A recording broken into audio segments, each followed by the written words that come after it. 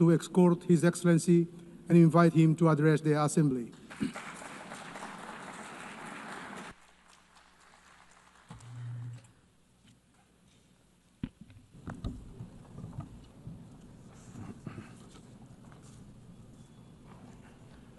In the name of God, most compassionate, most merciful.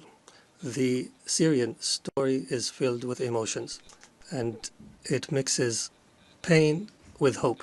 The Syrian story is a story of struggle between good and evil, and between the weak right cause that has no supporter except God. Our story is one of the lessons of history, and it is an embodiment of noble human meanings and values. In this eternal struggle between good and evil, we find the Syrian story that tells a new chapter of the struggle, one filled with creativity and determination and patience and torture and pain and sacrifice and clinging on to noble customs and values and hard work and relying on God. All these are tools for truth against injustice and falsehood. Your Excellencies, Mr. Secretary General, Madam President of the General Assembly, Your Excellencies, may the peace of God be upon you. I come to you from Damascus, the capital of history and the cradle of civilizations, a beautiful country that has taught the world the meaning of civilization and the value of human beings and coexistence, to be a beacon for the world. Syria, however, for 60 years fell under a repressive rule that disregarded the value of the territory it ruled over. For long years, we've suffered injustice and deprivation and oppression. Then we rose in claiming our dignity. The previous regime has used the worst kind of torture against our people, chemical weapons and bombardment and torture in prison and displacement and sectarian strife, and used drugs against our people and the world. It has torn our country apart and brought forth fighters from around the world. The former regime killed around 1 million innocent people and displaced thousands and millions and demolished 2 million homes. Ladies and gentlemen, the unarmed people were attacked using chemical weapons. Our women and children have inhaled toxic gases, all this to silence truth. And with all this criminality, there was no language for solution despite the offers. This people had no means and choice but to organize itself and to organize militarily to oust a criminal regime. It was a military operation that was filled with mercy and good and that prioritized tolerance and that did not target civilians. It targeted justice without vengeance. We restored our right and we became victorious for sake of our grievances. We were victorious for the mothers of martyrs and for all of you, people of the world, for the future of our children and yours. And we paved the way for the return of refugees, and we destroyed the trafficking of drugs.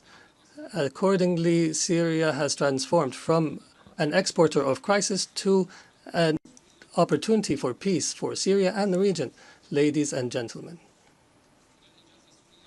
this unique Syrian achievement and the solidarity between our peoples have led us to try to uproot sectarianism and to fight against attempts to divide our country once again. But the Syrian people are aware enough to understand and to resist. We formed commissions for fact-finding and granted access to UN fact-finding missions. I guarantee to bring to justice everyone accountable and responsible for bloodshed. And in this context, Israeli strikes and attacks against my country continue, and Israeli policies contradict the international supporting position for Syria, which threatens new crises and struggles in our region. For this purpose and in face of this aggression, Syria is committed to dialogue, and we're committed to the disengagement of forces agreement of 1974, and we call on the international community to stand beside us in the face of these attacks. Ladies and gentlemen, from the very moment the former regime fell, we set out a clear strategic policy built upon three pillars: balanced diplomacy, security, stability, and economic development. We filled the power vacuum, called for an inclusive national dialogue, and announced a government of competence. We strengthened the principle of participation and established a national commission for transitional justice and another for the missing, ensuring justice and fairness. We are now proceeding toward electing representatives of the people in the Legislative Council. We restructured civil and military institutions, dissolving all previous formations. Through intensive diplomatic activity, Syria restored its international relations and forged regional and global partnerships and achieved the gradual lifting of most sanctions. And we call now for the complete lifting of sanctions so that they no longer shackle the Syrian people. Investment laws have been amended, and major regional and international companies have already begun entering the Syrian market, contributing through investment and reconstruction. Syria today is rebuilding itself through establishing a new state, building institutions and laws that guarantee the rights of all without exception. A land of ancient civilization and culture deserves to be a state of law, protecting everyone, safeguarding rights, guaranteeing freedoms, and fostering life to flourish while turning the page of a wretched past. We are determined to restore Syria's glory, dignity, and honor.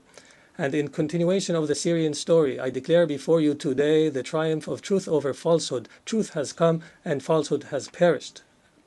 Syria is reclaiming its rightful place among the nations of the world.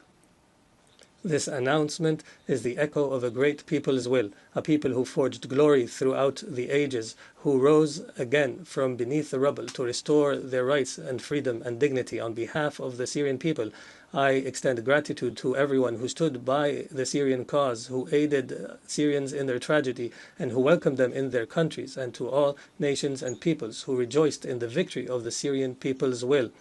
And I particularly thank Turkey, Qatar, the Kingdom of Saudi Arabia, and all Arab and Islamic states, the United States of America, and the European Union. And before I conclude, let me affirm, the suffering Syria endured, we wish upon no one. We are among the peoples most deeply aware of the horrors of war and destruction. For this reason, we stand firmly with the people of Gaza.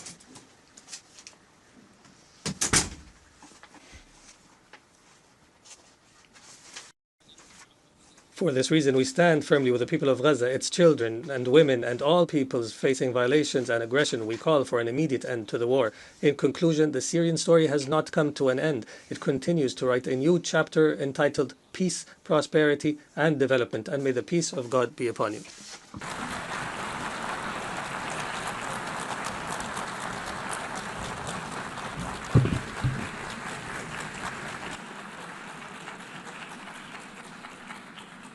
On behalf of the Assembly, I wish to thank the President.